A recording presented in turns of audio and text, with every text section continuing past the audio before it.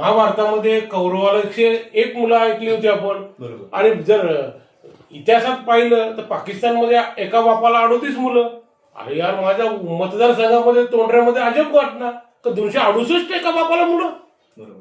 हे शॉक मला बसला. स्वतः नगरसेवक असल्या मी प्रभाग क्रमांक 2चा अभ्यास केलेला आहे. या अभ्यासावर्षी मी स्वतः कागदासहित दाखवत आहे आणि याच्या विरुद्ध मी स्वतः हायकोर्टमध्ये न्यायालयामध्ये याचिका सुद्धा दाखल करणार.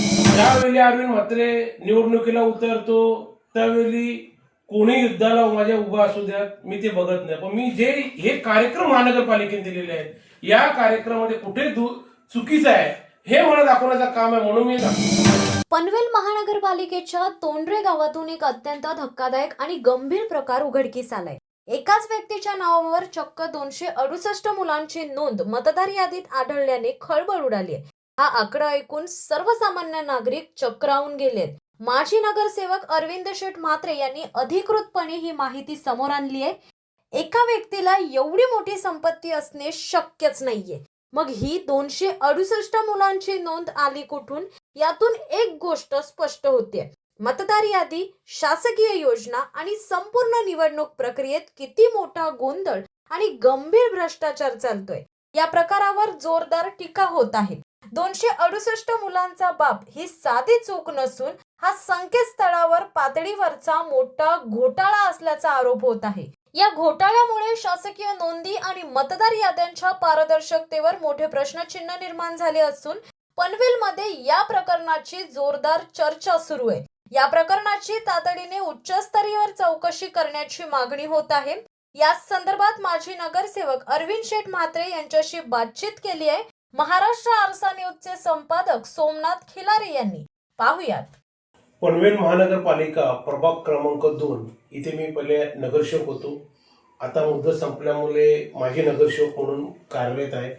आणि ज्यावेळी महानगरपालिकेने आणि निवडणूक अधिकाऱ्यांनी ह्या मतदार याद्या दिल्या, ह्या मतदार याद्या दिल्यामुळे आम्ही ते पाहणी केली. बरोबर. मतदार यादीची.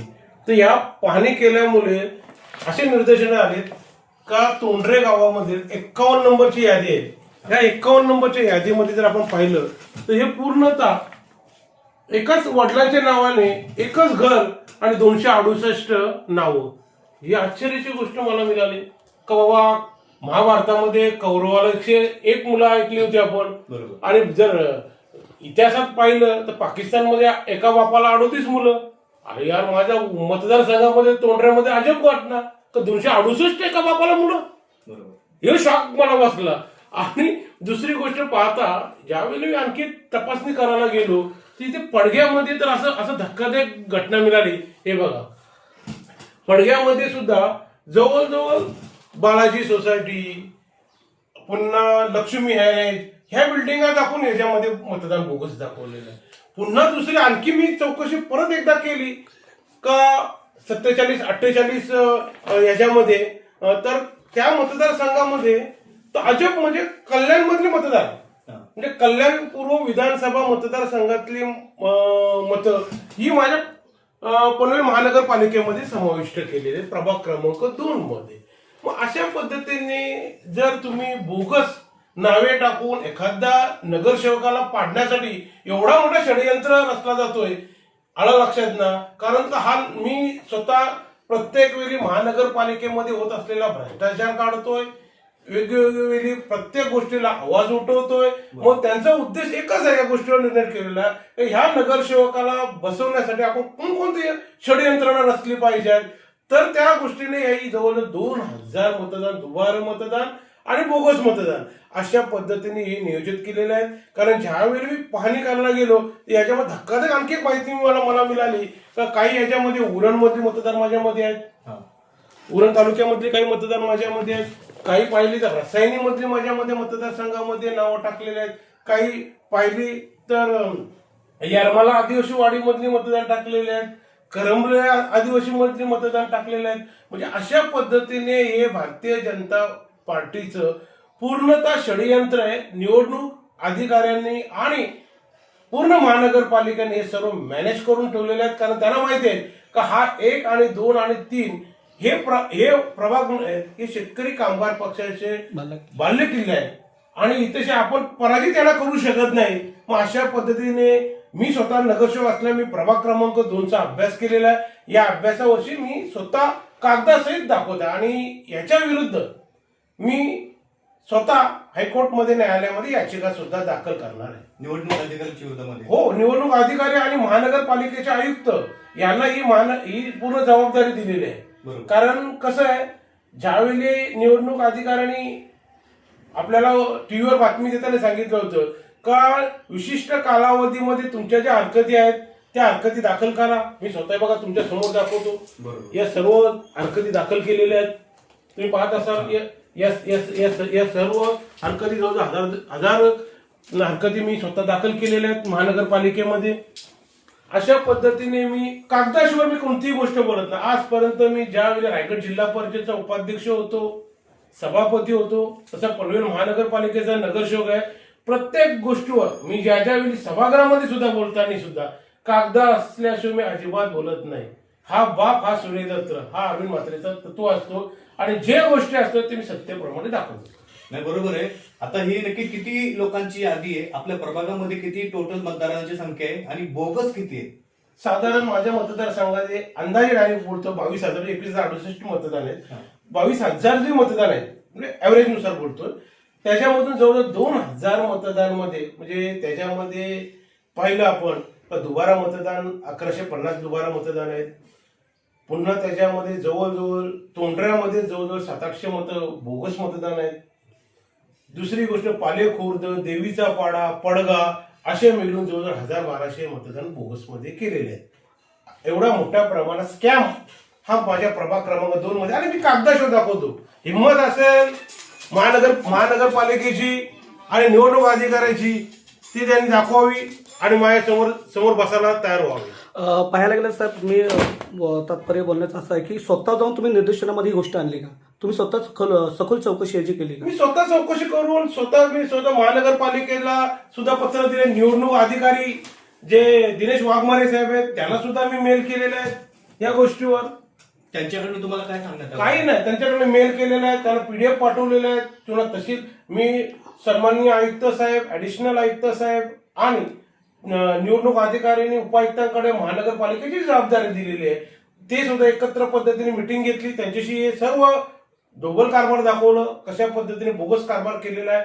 त्यांचं म्हणणं का आम्हाला फक्त अधिकार एवढाच आहे का या 5,73,000 काय तालुक्याचे मतदार आहेत त्या मतदारसंघामध्ये इकडचा समजा 8 नंबरचा मतदार 2 मध्ये आले असेल किंवा 2 मधल्याचा मतदार 8 मध्ये गेले असेल तेवढाच आम्हाला करण्याचा अधिकार आहे. आम्हाला डिलीट करण्याचा अधिकार नाही, कोणत्याही मतदान वाढवण्याचा अधिकार नाही. पाहायला गेलं अभ्यास व्यक्तिमत्व हे त्यांना कळून चुकलं भारतीय जनता पार्टीला. फक्त तुम्हाला डावलण्याचा प्रयत्न आणि ही जर व्यक्ती परत जर नगरसेवक म्हणून जर निवडून आली तर नक्कीच भारी पडेल असं वाटतं का? हे बघा, प्रसंग कोणतेही असू द्या, ज्यावेळी अरविंद म्हात्रे निवडणुकीला उतरतो त्यावेळी कोणी युद्धाला माझ्या उभा असू द्या मी ते बघत नाही. पण मी जे हे कार्यक्रम महानगरपालिकेने दिलेले आहेत या कार्यक्रमामध्ये कुठे चुकीचं आहे हे मला दाखवण्याचं काम आहे म्हणून मी दाखवले. मोठे षडयंत्र आहे आपल्या विरुद्ध.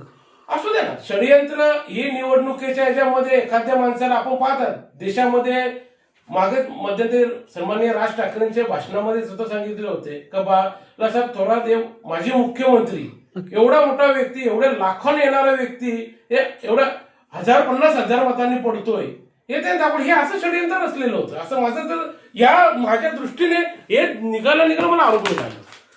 आता मग तुम्ही बोलता एक गोष्ट बोललात की जाणीवपूर्वक महानगरपालिकेचे आयुक्त असतील किंवा निवडणूक अधिकारी असतील किंवा राजकीय पक्षाचे देखील काही तुमचे विरोधक असतील यांनी या सगळ्या गोष्टींचं तुमच्या विरोधामध्ये हे केलेलं आहे. हो नक्की. आता एखाद्याचं मतदान जर वाढवायचं असेल तर त्याचा तुम्ही आधार कार्ड मागता, त्याचा रहिवासी दाखला मागता तुम्ही, त्याचं किंवा इलेक्ट्रिक बिल मागता तुम्ही, ही सर्व पारदर्शकता मागता. मग तुम्ही काय चेक केलं ज्यावेळी मतदान मध्ये नाव आणि एक उदाहरण सांगितलं तर एखादा दुबई किंवा पाकिस्तान किंवा इंग्लंड अमेरिकेचा व्यक्ती असेल तो जर इथेशी नोंद केलेली असेल मतदानची तर तो मतदानाची नोंद कट करण्याचा अधिकार आम्हाला नाही हे सांगून हात वरती मोकळं करतात महानगरपालिका. याच अर्थावर का जर तुम्ही जसं आमची ओळखसाठी तुम्ही आम्हाला सांगता का तुमचं आधार कार्ड दाखवा, पॅन कार्ड दाखवा किंवा तुमचं थंब दाखवा, बरोबर, या सर्व गोष्टी मागल्या जातात. मग तुम्ही काय पारदर्शकता केली? आणि विशेष म्हणजे असं नाही प्रत्येक 1201, 1202, 1203, 1200 असं सखोल 250 मतदान कंटिन्यू आहे. बरोबर. एखादं मतदान पुढे मागे तर पाहिजे.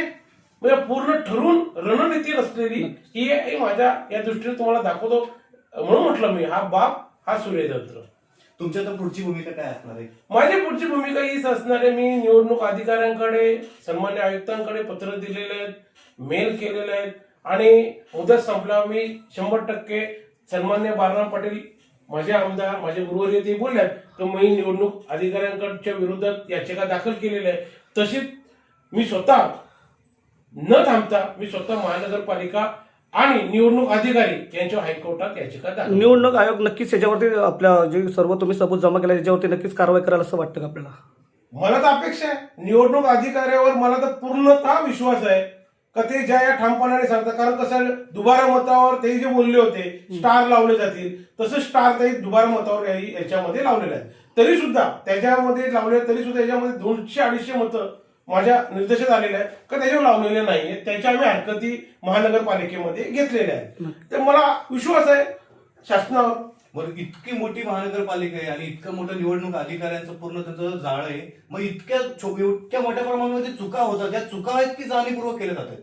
मला वाटतं हे जाणीवपूर्वक केला जातो. हे टायपिंग मिस्टेक होऊ शकत नाही. हे टायपिंग मिस्टेक एखादी विशेष होतो, एखाद्या गावाचा होईल, एखाद्या विषयाचा होईल, एखाद्या नावाचा होईल, स्पेलिंगचा होईल. हे षडयंत्र पूर्ण तिथे राहत नाही. मग तुम्ही काय पाहणी करता? तुम्ही जे एलओ पाठवला जातो ते काय पाहणी करता? तिथं घरात राहतो का नाही हे तर पाहणी करणं त्यांचा अधिकार आहे. ते काय अहवाल देतात? म्हणून मी स्वतः आयुक्तांना म्हटलंय, मी जे रेकॉर्ड दिलेला आहे याचा तुम्ही अहवालाची कॉपी मला देण्यात यावी, कारण मला ती न्यायालयात सादर करता येईल. नाही दिलं तर मी न्यायालयातर्फे मागणारच आहे. आता या न्यायामध्ये तुम्ही जनतेला काय आव्हान करताय? जनतेने देखील याच्यामध्ये उतरलं पाहिजे. मी जनतेला आव्हान करतो, अशी पारदर्शकता नसेल तर मग निवडणुका होण्याचे कारण काय? मला वाटतं निवडणूक स्थगितच करावा. बरोबर. या गोष्टीचा मी ठामपणा नाही का मग निवडणुका घेतात कशाला? डायरेक्टली सांगा आम्हाला भारतीय जनता पक्षाला सर्व नगरसेवक निवडून द्यायचं आहे.